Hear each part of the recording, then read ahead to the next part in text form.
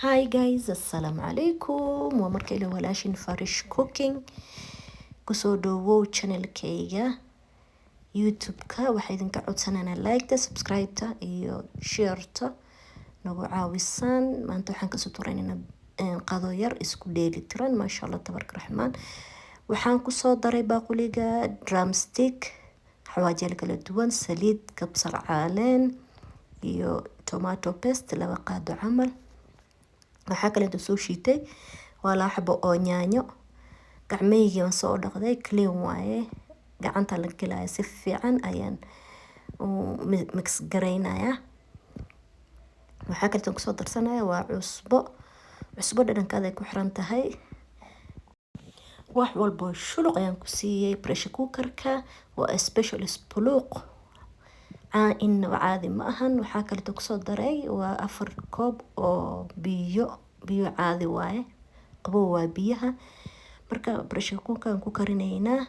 12 minutes ayaan u dhiibaynaa insha Allah ila socod wanaagsan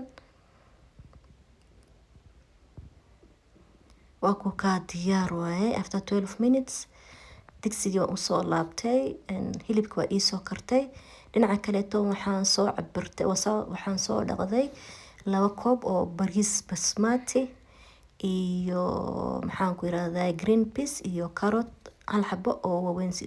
si waaweyn usoo jaray waa isku dhex gelinayaa saad aragtaan waan daboolayaa ilaa 12 minutes kale camal insha Allah ila socod wanaagsan waa ku ka after 12 minutes bariiskeeni qurux badan saan ku soo baxay diyaar waay way soo kartay macal hilibki macal adduunki kul waa ii soo kartay carafta waxaan ku dhahay caadi ma ah lagama sheekeyn karo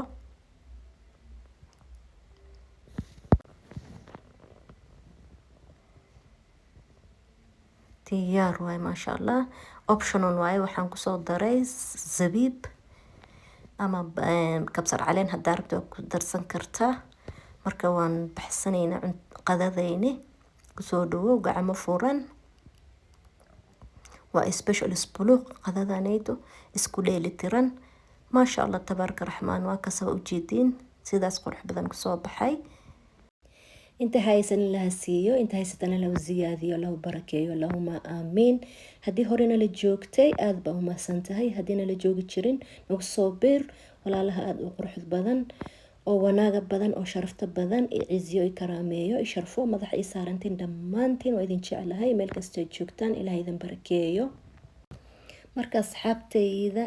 wax walba saasan jecelahay in aan idin la socodsiiyo idinkan aad iyo aad u mahadsantihiin dheerigelintiina commentiyaashina quruxda badan like-tiina